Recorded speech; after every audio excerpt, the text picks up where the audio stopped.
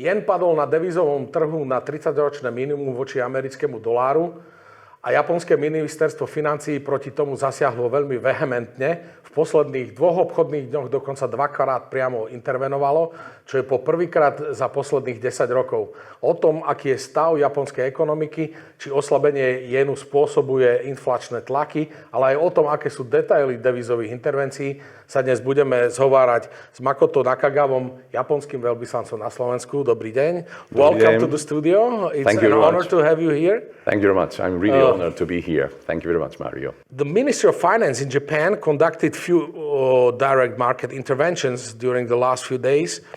And while in the broader economic world, we see the strong inflationary pressures rocking the economies, especially the developed economies and emerging market economies.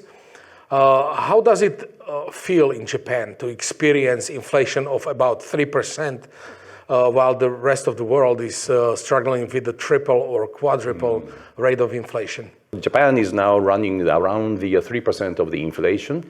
Actually, this is higher, much higher than the what we used to have in the past decades.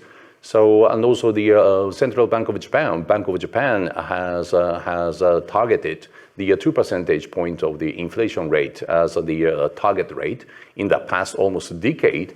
So in that sense, the Japan is now reaching to the more ideal situation. But compared to the other economic zones, economies, the weaker inflation in Japan really reflects the weaker substance of the real economy of Japan.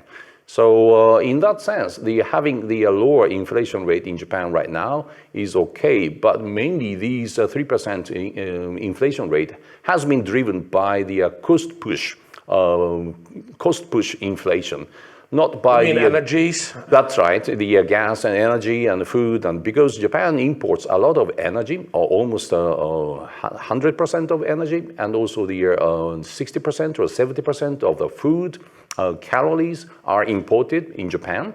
So all through these channels, Japan is now experiencing the cost push the inflation rather than the demand pull inflation, which is more ideal situation. The Bank of Japan, though, still maintains the extra stimulative monetary policy. And while the other central banks of, let's say, G7 countries all are combating the inflation by dramatically increasing the policy rates, the Bank of Japan stands still and still keeps the inflation target of 2%, but does not change the policy. The market is speculating that one of the reasons why Japanese yen is falling is the policy stance of the Bank of Japan. What are the reasons for maintaining such stance? Okay, this is another great question, but I'm not from the Bank of Japan. I'm not in a position to speak on behalf of the Bank of Japan. So I can just provide you my personal understanding of the Bank of Japan's policy stance, because Bank of Japan is an independent central bank in the Japanese macro policy framework. So the reason for the Bank of Japan to keeping the very dovish or soft monetary policy compared to the other G7, for example, the partners, is that the still weaker economic condition in Japan. As I just explained to you previously, the Japanese inflation is not the demand-driven, demand-pulled the inflation yet. Actually, the Bank of Japan would like to see the steady inflation trend pulled by the much stronger demand rather than the cost push the inflation like the one we are now experiencing. So actually, this kind of differences in the macroeconomic situation, especially on the demand side of the macroeconomy, between Japan and the other G7 partners or compared to the other emerging market, is the basic reason why the Bank of Japan is still keeping such a low interest rate or zero interest rate the policy. So while we can understand that from the inflation target point of view, the Bank of Japan might be quite happy about running the 3% inflation rate. Still, in cooperation with the Ministry of Finance, it has intervened on the foreign currency market directly. There was an open intervention at the end of September. Then we saw the numbers of the foreign currency reserves dropping, and the ministry admitted that it has used almost $20 billion for the foreign market intervention. But then there were another two last Friday and yesterday. So, and it might look like ineffective policy in terms of what it does to the exchange rate, because while using 20 billion pushed the currency, the spot market by 3.7%, the later intervention last Friday pushed the market only by 3.4%. Yes. And the speculation is that the volume was almost 50% higher, so might be $30 billion were used. So why is the bank so sensitive, and do you think this is effective from the policy view? Okay, first of all, there are a lot of the argument regarding the effectiveness of the direct intervention policy into the foreign currency exchange rate. On this issue, I will come back later.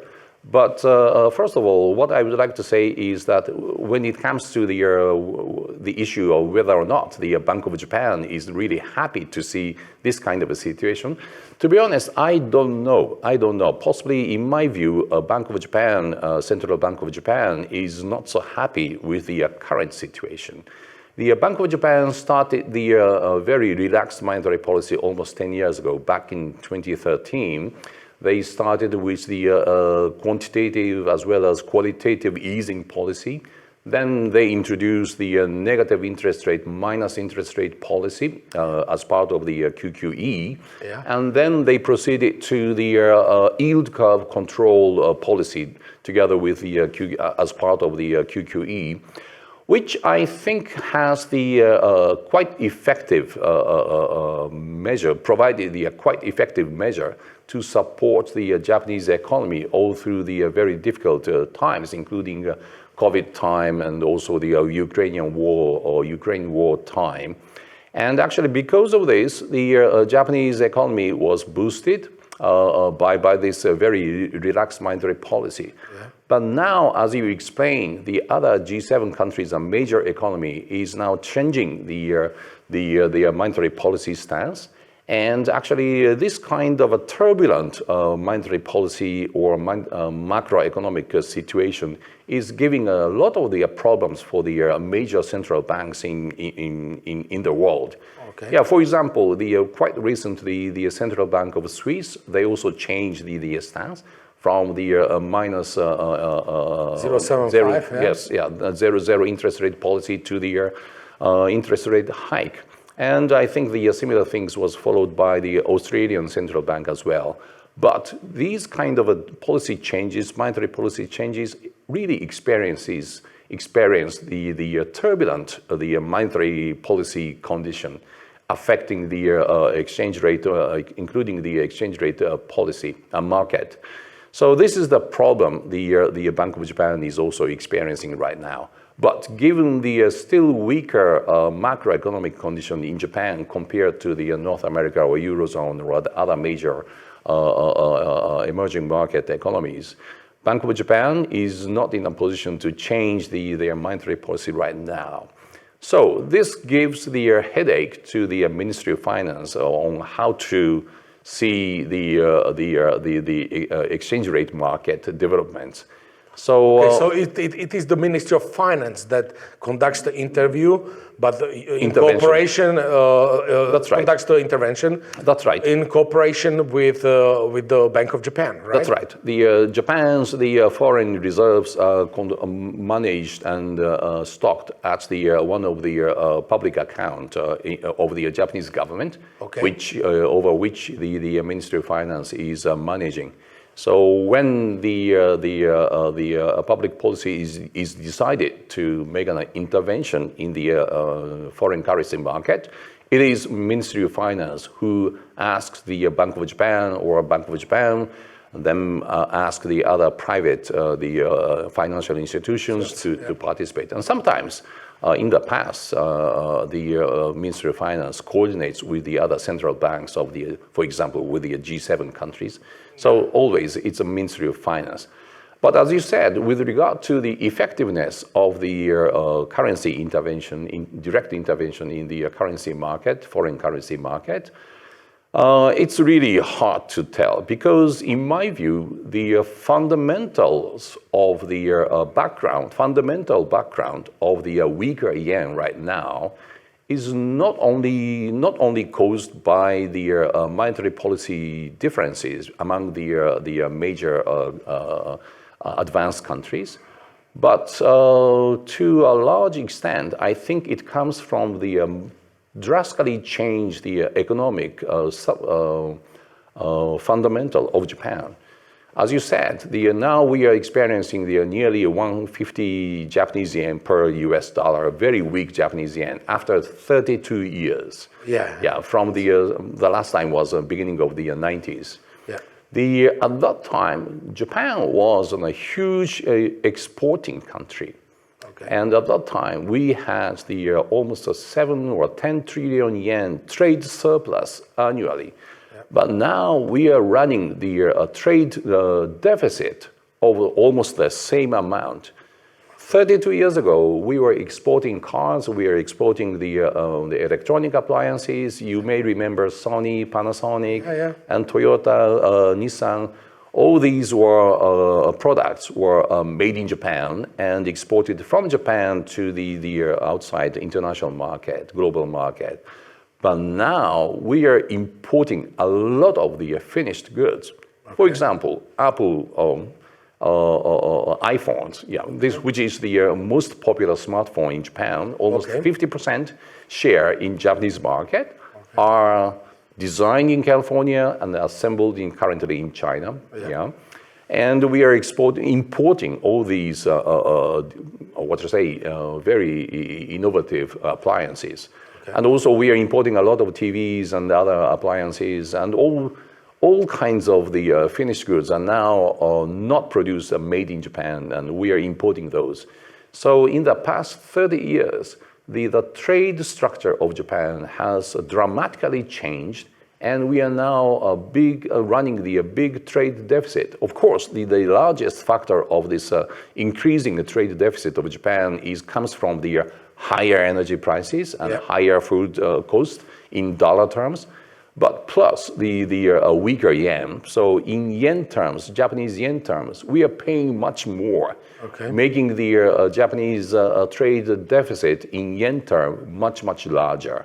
So, this is a big difference. Yeah. Then naturally the next question would be, is it then the double target of policy target instead of the inflation? Now the policy stance is that we want to intervene in the market because through intervention we hope to bring the level of the yen lower, to lower the trade deficit that is 14 months in a row in negative territory. It's a deficit. That's right. And because the net export then subtracts from the GDP growth, that the secondary target would be the growth of Japanese economy. That's what you are saying now?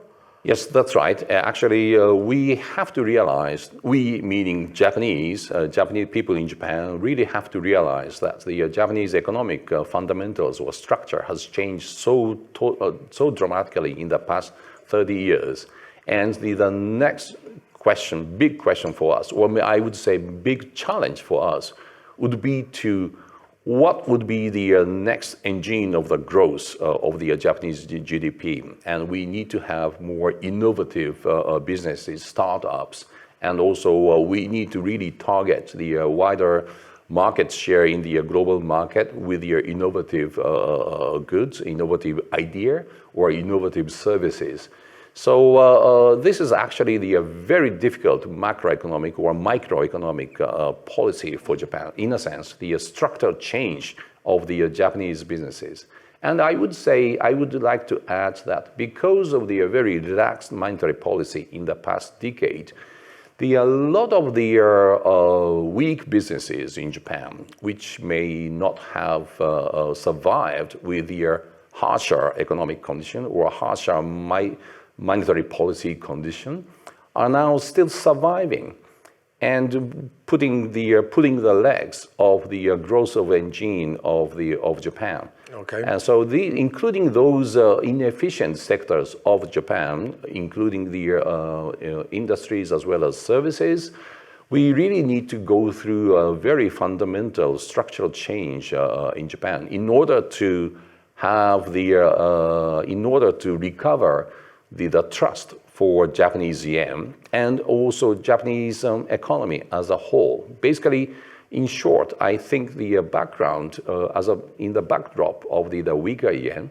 there is a kind of a disappointment of the global market for Japanese economy.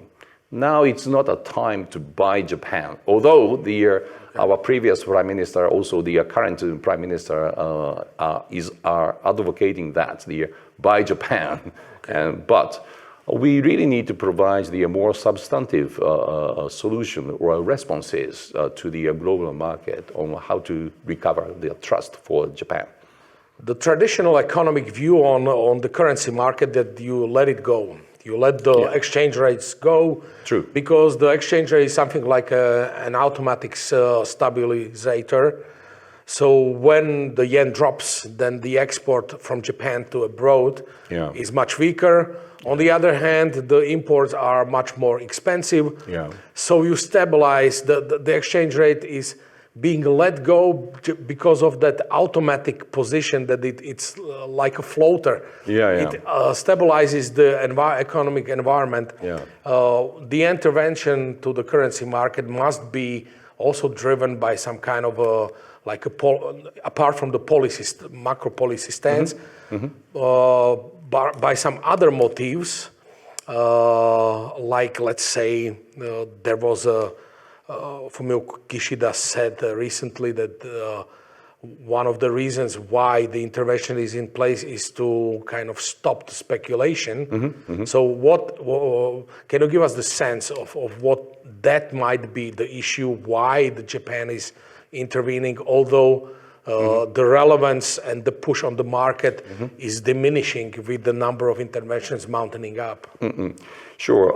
With regard to the issue of to what extent the current development in the foreign currency market is based on the speculative investment by the players, to be honest, I think the speculative factor is not so large. This is my view. Okay. Yeah, of course, there are a lot of the speculative investors to gain a little bit of the profit. The swap points on dollar. Exactly. Yeah, that's also true. So I don't exclude the element of the speculation.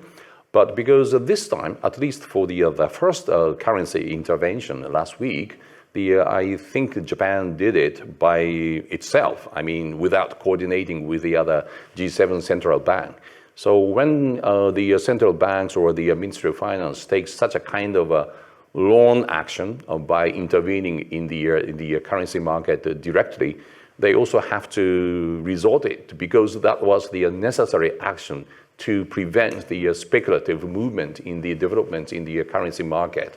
But as I explained to you previously, in my view, a more fundamental factor is really moving behind the currently weaker yen.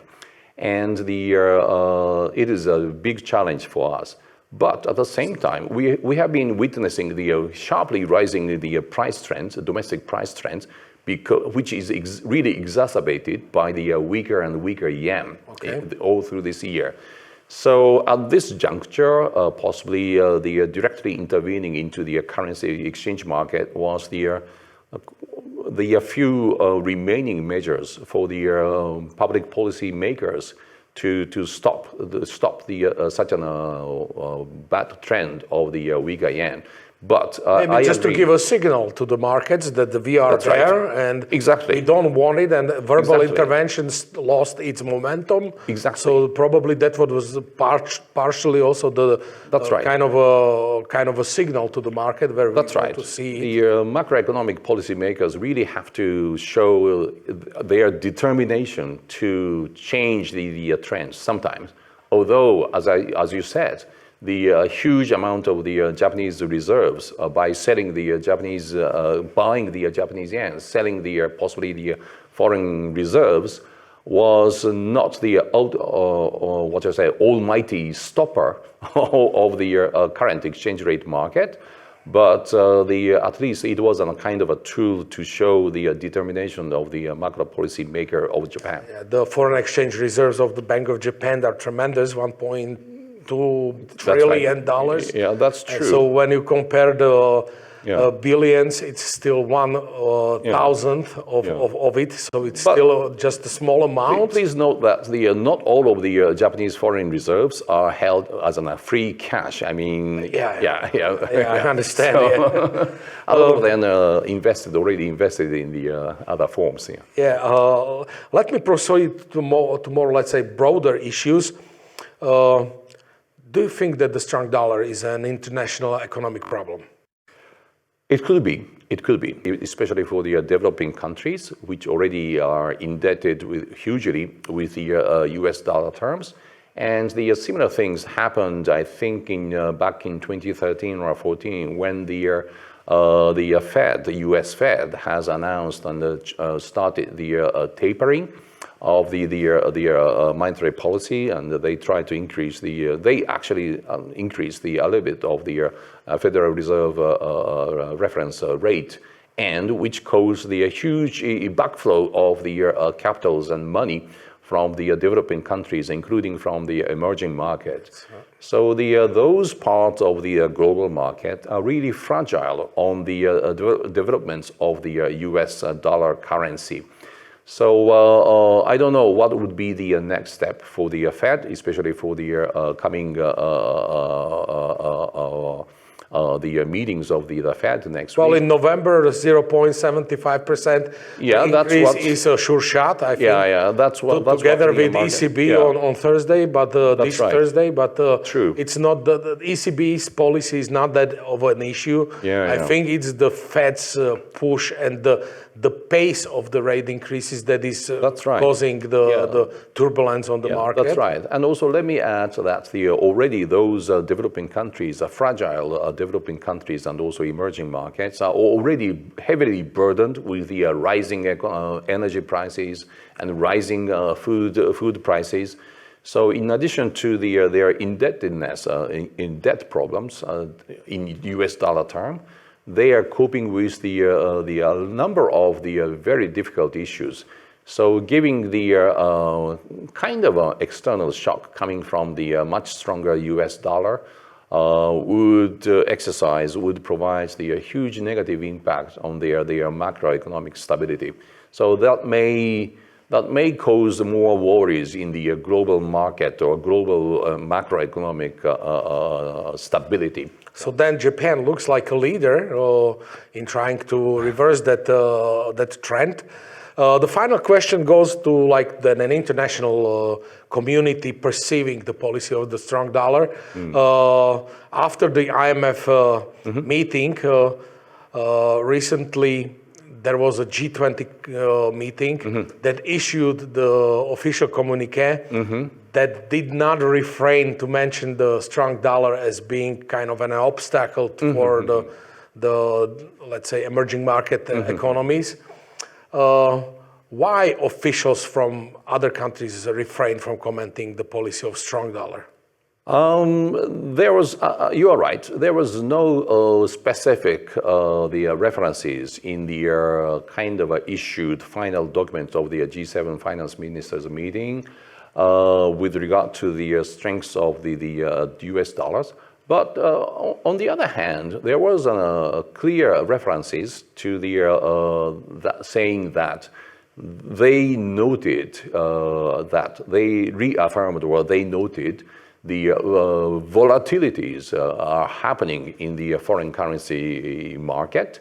So that means I understood it as the kind of a warning message from the G20 meeting of that we really have to take care of the huge volatility or quick volatility happening right now in the international currency market, which I think basically send a message saying that this is not an ideal situation of the exchange rate market. But of course, the Fed will decide as their policy as the central bank system of the United States, which is the independent sovereign country. Yeah. So no other country can intervene in the Fed's monetary policy, and they are also. U.S. is also experiencing the rising the price trend very hugely, almost 8%. Yeah. So also how to contain the inflationary pressure, and actually it's happening right now. Yeah, inflation itself is a huge headache for Fed and for the U.S. So that's why they will act. They will. That's right. They will act. Yeah, they already did. That's right. And they will go further. I think. And in that aspect, the stronger U.S. dollar really helps the macroeconomic situation in the U.S. That's also true. But at the same time, we also have to care about the negative side of the stronger and stronger U.S. dollar as well. Yeah. I was reading the macro global macro economy. Yeah. I was reading the article from Ruchir Sharma. It's my favorite author. He's a former Morgan Stanley analyst, now works for Rockefeller International, and he computed that. The strong dollar policy, like kind of exporting the inflation abroad through the strong dollar, is not anymore applicable because the structure of the U.S. import means that with the dollar strengthening, there is only fractional move on the relative price level by 0.03%, while in other developed countries, it's let's say 0.1%. 1% move on currency reflects to 0.1% move in inflation, but in many developing countries, it's even bigger push. So the strong dollar policy from that point of view doesn't make any more sense in kind of protecting the U.S. What do you think about that? Yeah, I agree with that argument. And also, given that the U.S. is now a huge net energy exporter, including to Europe as well. So which is denominated in the U.S. stronger U.S. dollar. So in that sense, definitely the stronger U.S. dollar is exporting the inflationary pressure to outside of the U.S. Yeah, that's also true. Yeah, that's true. I agree. So what do you think? What is the prospect for the currency market for yen in let's say from the horizon of a few months, let's say up to 1 year? What do you think will happen? We know that your former boss, Haruhiko Kuroda, at the helm of the Bank of Japan will leave the bank next year. Do you think anything will change with this? Okay, so this is the most difficult question for me you posed today, this morning. Yes, but in my view, the weaker yen is caused by the monetary policy differences. That's also true, but this is only one aspect of what's really happening right now in the foreign currency market. To me, the more fundamental challenge for the Japanese economy is how to reboot or how to reform how to carry out the structural change in the Japanese economy, which takes the longer term. Okay. So in that sense, I do not speculate that the weaker Japanese yen trend will change in coming month or in a shorter term. Possibly the Japanese yen would float on the weaker side compared to the other major advanced country currencies, US or Euro, US dollar or Euro. So the most acute challenge for my government, the Japanese government, would be to implement the strong structural reforms to boost the new innovative type businesses, not only in the industry but also on the services, possibly including the green technology and e-cars, and for all of these kind of things would be needed.